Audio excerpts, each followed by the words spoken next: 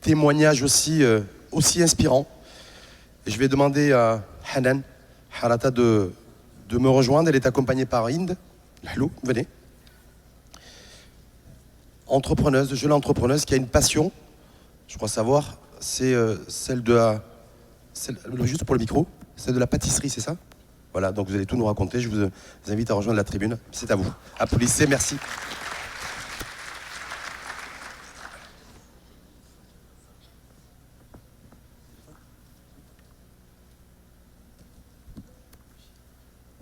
Salam alaikum, bonjour à tous.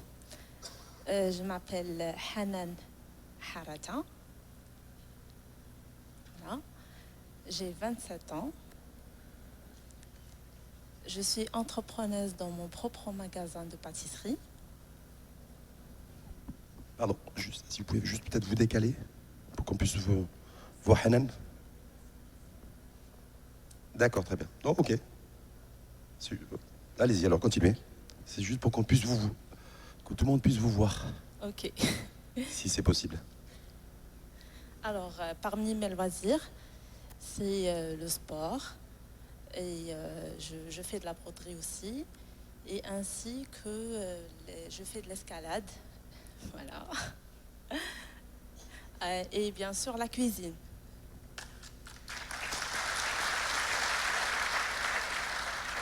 Je suis une fille très ambitieuse. Malgré les difficultés que j'ai rencontrées dans ma vie, j'ai pu quand même atteindre mes objectifs avec le temps. Et c'était d'avoir mon propre magasin de pâtisserie.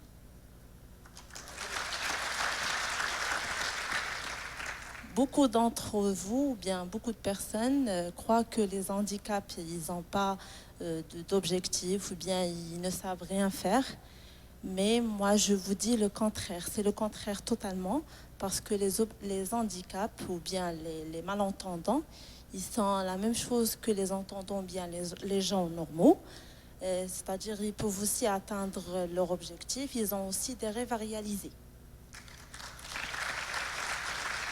Il faut juste être patient et être bien sûr déterminé.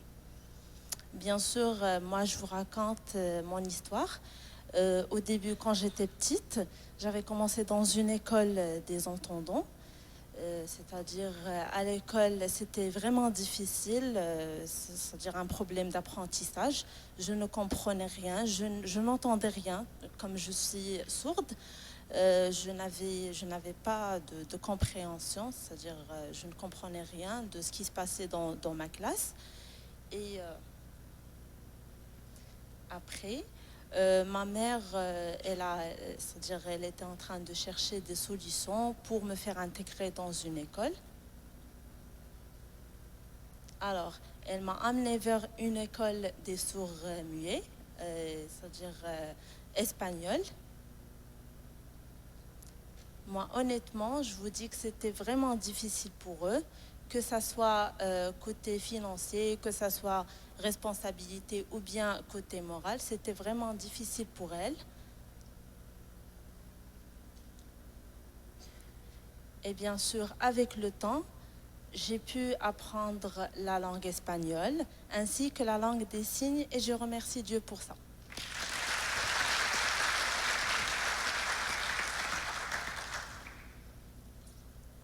Alors, bien sûr, quand j'étais à l'école, c'est-à-dire, j'avais beaucoup de notes qui étaient honorables. J'étais vraiment fière de moi.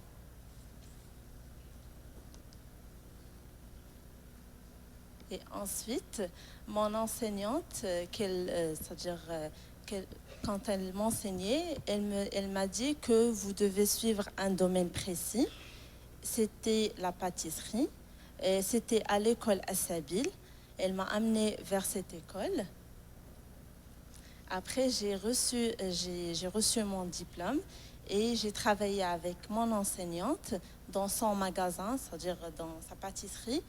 J'ai travaillé avec elle pendant 5 ans. Après, ma petite famille, c'est comme ça qu'on applaudit pour qu'elle vous voie aussi. Merci.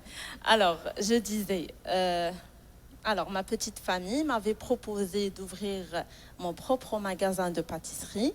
Ils m'ont proposé ça et ils m'ont dit est-ce que vous êtes d'accord? J'hésitais un petit peu, mais après, voilà, c'est-à-dire j'hésitais parce que comment je vais parler avec les entendants, comment on va communiquer et tout. Mais après tous ces hésits, j'ai fini par ouvrir mon magasin.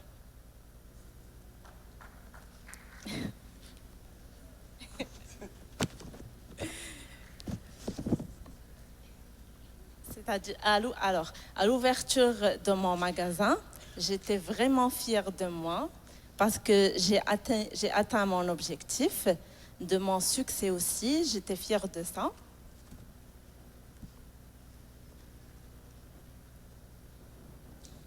Alors, moi, je vous raconte mon histoire quand j'ai ouvert ma pâtisserie.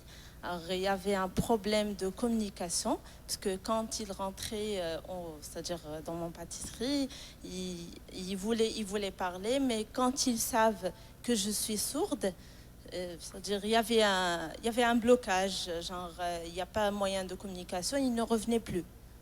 Alors après, ça m'a déprimée, c'est-à-dire c'était comme une responsabilité. Moi, j'ai ouvert mon magasin et tout, mais il n'y a pas de clients au final. C'est-à-dire l'objectif, c'est d'avoir des clients.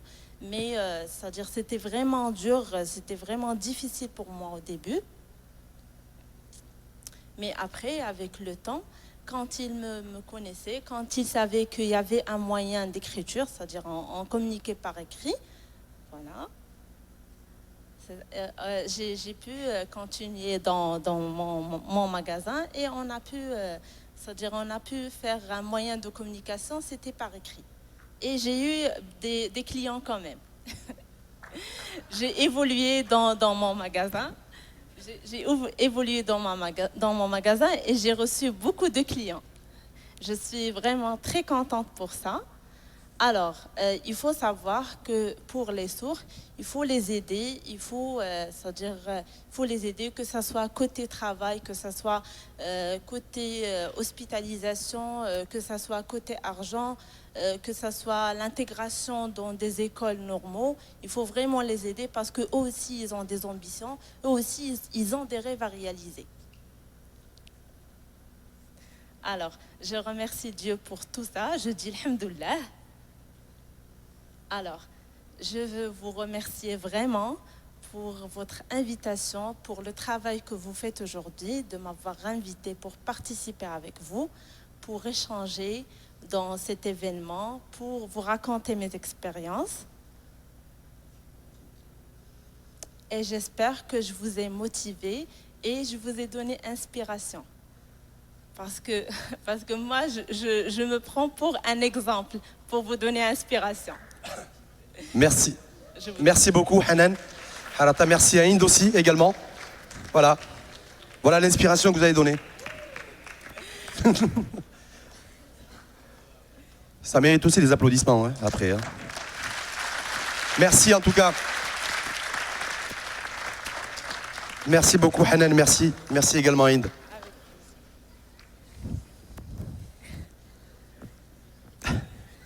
Merci. Hop, pardon. Dernier témoignage, modèle inspirant, c'est en plus c'est particulier.